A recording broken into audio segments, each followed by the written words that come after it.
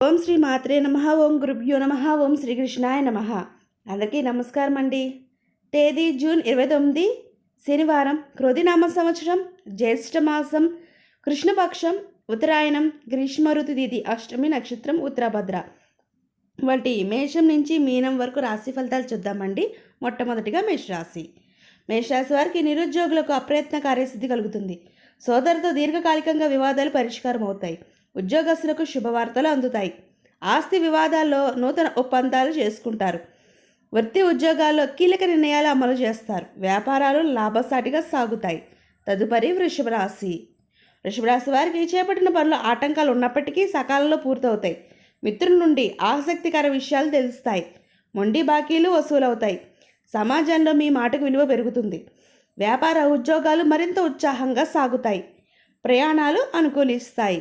తదుపరి మిథున రాశి. మిథున రాశి వారికి దూర ప్రయాణాలు వాయిదా వేయడం మంచిది. వృత్తి ఉద్యోగాల్లో అదనపు పని భారం వల్ల విశ్రాంతి లభించదు. ఇంటా బయట ఒత్తిడి పెరుగుతుంది. వ్యాపారాలు ఆశించిన రీతిలో రాణించవు. నిరుద్యోగులకు నిరాశ తప్పదు.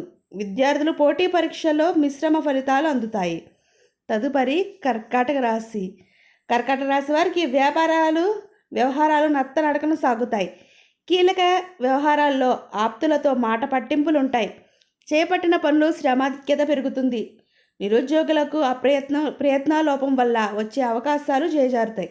ధన వ్యవహారాల్లో కొంత అప్రమత్తంగా వ్యవహరించాలి. తదుపరి సింహరాశి. సింహరాశి వారికి నిరుద్యోగులకు నూతన అవకాశాలు అందుతాయి. గృహమున శుభకార్యాలు నిర్వహిస్తారు.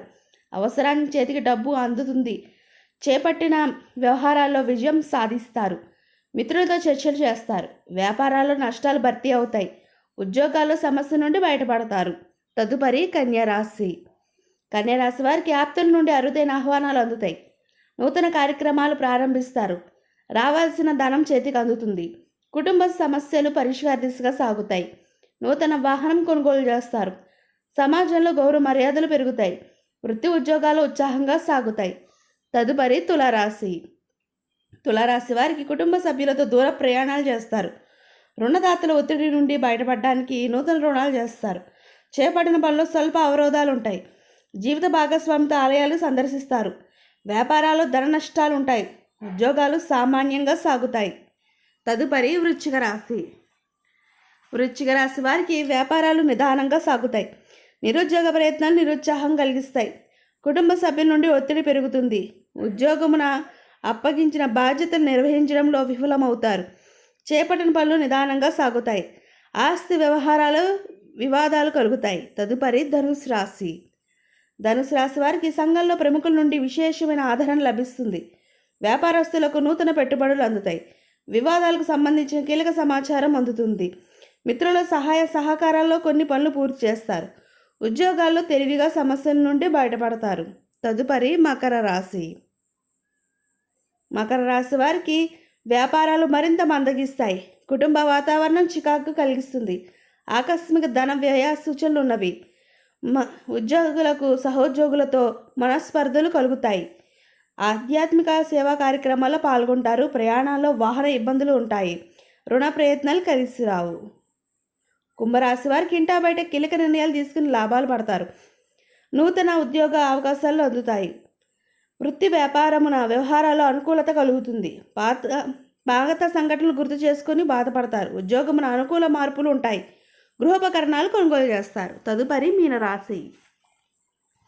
మీనరాశి వారికి వ్యాపారాల్లో తొందరపడి నిర్ణయాలు తీసుకోవడం మంచిది కాదు. ఆధ్యాత్మిక చింతన కలుగుతుంది. చేపట్టిన పనులు నిదానంగా పూర్తవుతాయి. సన్నిహితుల నుండి ఒక ముఖ్యమైన వ్యవహారాల్లో కీలక సమాచారం అందుతుంది. ఉద్యోగాలు శ్రమకు తగిన ఫలితం అందుతుంది. సంతాన విద్య ఫలితాలు అంతంత మాత్రంగా ఉంటాయి. ఇదండి ఇవాల్టి మేషం నుంచి మీనం వరకు రాశి ఫలితాలు. ఈ వీడియో మీకు నచ్చితే షేర్ చేయండి, లైక్ చేయండి. మరిన్ని వీడియోస్ కోసం మా ఛానల్ సబ్స్క్రైబ్ చేసుకోండి. పక్కన బెల్ ఐకాన్ ఉంటుంది, దాన్ని ట్యాప్ చేసి ఆల్ అనే బటన్ క్లిక్ చేస్తే మేము చేసే ప్రతి వీడియో మీకు నోటిఫికేషన్గా వస్తుంది.